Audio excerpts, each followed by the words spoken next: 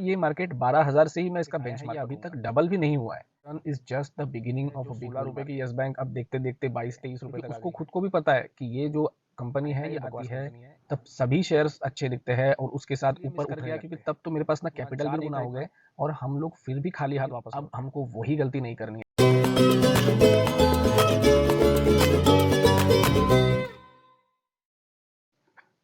नमस्कार दोस्तों, मैं आपका स्वागत करता हूं मेरे YouTube चैनल पर जिसका नाम है stock market on the go. आज जो हमारा टॉपिक है कि वो है कि बुल मार्केट में ये गलती आप बिल्कुल मत कीजिएगा। बुल मार्केट अब चल रहा है। ये बुल मार्केट जो है ये प्रैक्टिकली शुरू हुआ है 7,500 के निफ्टी से, लेकिन मैं इसको किस नज़र से देखता हूँ कि देखिए, जब ये कोविड का फॉल आया था तब निफ्टी चल रहा था 12,000। तो मेरे लिए ना ये मार्केट 12,000 से ही मैं इसका बेंचमार्क पकड़ूंगा। जो ये 7,500 तक का फॉल आया था वो एक फेक फॉल था, just because of some reason वो फॉल आया था। तो हम लोग वहां से उसको नहीं पकड़ सकते। हम अगर पकड़ते हैं रीजनेबली, अगर हम लोग पकड़ सकते हैं तो 2020 के जनवरी में निफ्टी जो थी वो 12-12,500 के लेवल पे थी और वहां से ये मार्केट अब 21,000 या 22,000 आया है।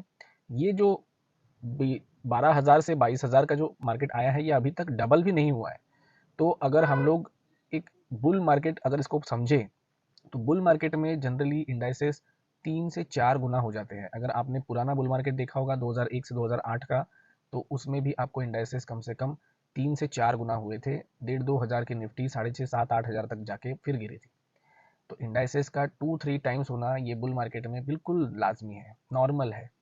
तो जिनको अभी डर लग रहा है 21,000 और 22,000 के निफ्टी को देखकर, उन्हें मेरा ये बिल्कुल एडवाइस रहेगी कि अभी डरने की ज़रूरत अभी तो आई नहीं है। क्योंकि अगर आप 7,500 की निफ्टी से देख रहे हो तो ही तो आपको लग रहा है कि ये 3x हो गया है करके, लेकिन 7,500 का जो लेवल था वो एक फेक लेवल था, जो बिकॉज ऑफ कोविड या उसकी बहुत बड़ी कुछ आपदा आने की वजह से वो लेवल्स हमको दिखे थे। अगर हम लोग एक एवरेज बेंचमार्क पकड़े, नॉर्मल बेंचमार्क पकड़े निफ्टी का, तो वो 2020 का जो नॉर्मल बेंचमार्क था वो 12,000 का हम समझेंगे। 12,000 जनवरी 2020 में 12,000 की जो निफ्टी थी वो आज जनवरी 2024 में 21 या 22,000 के रेंज में है। तो ये अभी तक डबल भी नहीं हुई है और जबकि 4 साल हो चुके हैं। तो 4 साल में less than double return is just the beginning of a big bull market. ये बुल मार्केट अपना जो असली जोर दिखाएगा वो तो आज से 2-3 साल के बाद दिखाएगा। तो आप सबको जो डर रहे हैं कि मैं चढ़ूँ कि नहीं चढ़ूँ, अभी बहुत महंगा हो गया है, इनके लिए मेरा ये एडवाइस रहेगा कि ये गलती आप मत करना। ये बहुत बड़ा बिग बुल मार्केट स्टार्ट हुआ है और ये बहुत लंबा चलेगा। दूसरी गलती आप इस बुल मार्केट में जो नहीं करनी चाहिए वो है कि आप क्वालिटी शेयर्स छोड़कर कचरा शेयर्स में आपके पैसे लगाओ। देखो, आपने एक बहुत बढ़िया क्वालिटी कंपनी लेके बैठे हो, HDFC बैंक, एग्जांपल के लिए बताता हूँ। अब HDFC बैंक में कोई रिटर्न्स नहीं आ रहे हैं। HDFC बैंक वही के वही पे है। 1400 जाती है, फिर ऊपर 1700 जाती है, फिर नीचे आती है, फिर 1400 जाती है, फिर 1700 जाती है। उसके बगल में आपको यस बैंक दिख रही है, जो 16 रुपए की यस बैंक अब देखते देखते 22-23 रुपए तक आ गई है। और दिखने में भी परसेप्शन ऐसा होता है कि यार 16 ही रुपए का शेयर है, अगर मैं 2-3 हज़ार शेयर ले लूँ तो शायद ये 16 रुपए का शेयर 160 रुपए चला जाए। जाने को कुछ भी हो सकता है, जाने को कोई भी चीज़ कहीं पे भी जा सकती है, पर वो एक लॉजिकल इन्वेस्टमेंट नहीं रहेगा। देखिए, ये जिन भी शेयर्स के वैल्यूएशन उनको सपोर्ट नहीं कर रहे हैं, वो शेयर्स कुछ दिनों तक पब्लिक फ्रेंजी की वजह से या सट्टेबाजी की वजह से ऊपर नीचे तेजी से भागेंगे। आपको वो बिल्कुल डरा के रखेंगे, 20-20% सर्किट ऊपर मारेंगे। आपको लगेगा कि अरे यार, मेरा तो गाड़ी छूट गया। बट आपको मैं एक बात पक्की से बताता हूँ कि ऐसे जो घटिया शेयर्स है उसमें आप कभी भी पैसे अच्छे से कमा नहीं पाओगे। ये कोई कमा भी लेगा ना तो वो बिल्कुल चिल्लर अमाउंट कमाएगा, जो उसके नेटवर्थ से 1-2% भी ना हो। तो जैसे किसी का नेटवर्थ है, पूरी उसकी सब चीज़ें मिलाकर अगर उसका नेटवर्क है 100 रुपया, तो वो ना कभी 1 रुपये से ज़्यादा ऐसे यस बैंक या वोडाफोन आइडिया ऐसे टाइप के शेयर्स में 1 रुपये से ज़्यादा कभी इन्वेस्ट नहीं कर पाएगा, क्योंकि उसको हमेशा डर बना रहेगा कि ये जो मेरे पैसे हैं ना ये डूब सकते हैं। क्योंकि उसको खुद को भी पता है कि ये जो कंपनी है ये बकवास कंपनी है, इसमें एक लिमिट से ज़्यादा रिस्क लेने में मतलब नहीं है, और मैंने जो रिस्क उठाई है वो बहुत हैवी रिस्क उठाई है। तो ऐसे कंपनी में आप बिल्कुल भी इन्वेस्ट करने के चक्कर में मत पड़िए। वो आप नौसिखिए इन्वेस्टर्स के लिए छोड़ दीजिए। जो नौसिखिए इन्वेस्टर्स है वो हमेशा ऐसी ही कंपनियों में पैसे डालेंगे, कुछ दिनों तक पैसे कमाएंगे भी, लेकिन मैं आपको शर्तियाँ लिख के देता हूँ, आज से 4-5 साल के बाद आप जब देखोगे तो उनका पोर्टफोलियो वही के वही रहेगा। सब मिला के वो जीरो पे आ जाएंगे।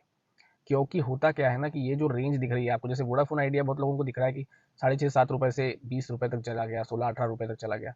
अरे पर कितने लोगों ने 6.5 पर लिया, और कितने लोगों में इतनी ताकत है कि वो 7 रुपए का वोडाफोन आइडिया, चलो मैं मान लेता हूँ कि मैंने 1 लाख शेयर उठा लिए वोडाफोन आइडिया के 7 रुपए पे। जैसे ही वो 8-8.5 रुपए जाएगा ना और मुझे 1-1.5 लाख रुपए प्रॉफिट दिखेगा ना अकाउंट में, तो मैं उसे बेच दूंगा। क्यों बेचूंगा?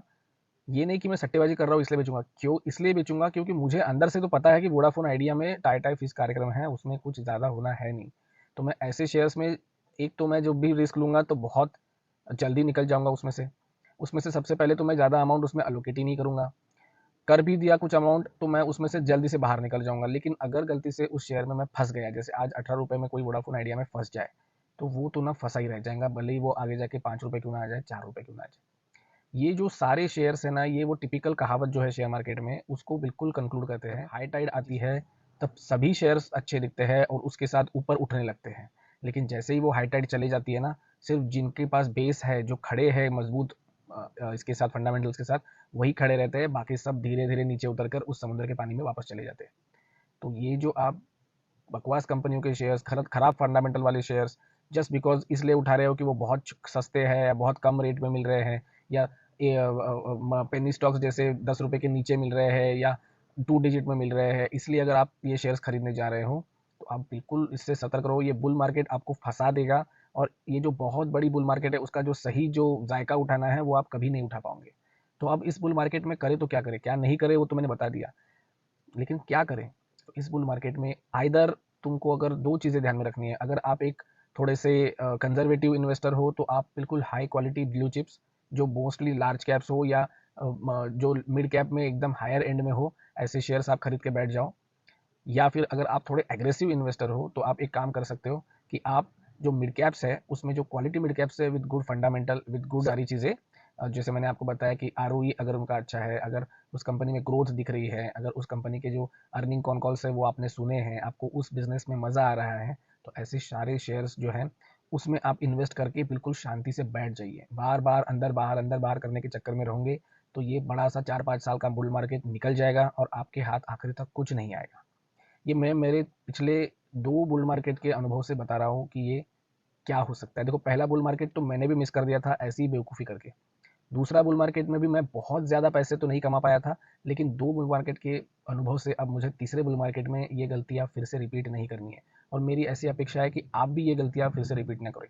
देखिए, मैं भी एक आपके जैसा ही रिटेल इन्वेस्टर हूँ और चाहता हूँ कि जो गलतियाँ मैंने पिछले 10-15-20 सालों में की है वो कम से कम आप ना करें। जो पहला बुल मार्केट मैंने देखा था 2001 से 2008 तक का, वो मैं इसलिए मिस कर गया क्योंकि तब तो मेरे पास ना कैपिटल भी नहीं था इतना, और दूसरा ना तब मन में जो थी ना वो एक सट्टेबाजी की भावना थी कि अरे ये खरीद लो कि वो जेपी एसोसिएट्स या यूनिटेक या लैंको इंफ्राटेक, एचसीसी, एनसीसी, इसमें पूरे पैसे लगाकर हम लोग मैंने भगवान के सामने दिया बत्ती करते रहे, लेकिन आखिरी तक उसमें कभी रेट्स आए नहीं। और जब मार्केट गिरने लगा तब वो शेयर इतने तेजी से गिरे कि पूरा जो छोटा मोटा कैपिटल मेरा था वो पूरा साफ हो गया। यानी मार्केट ने एक बहुत बड़ा बुल मार्केट दिखाया जिसमें इंडाइसेस 3 गुना 4 गुना हो गए और हम लोग फिर भी खाली हाथ वापस लौट गए।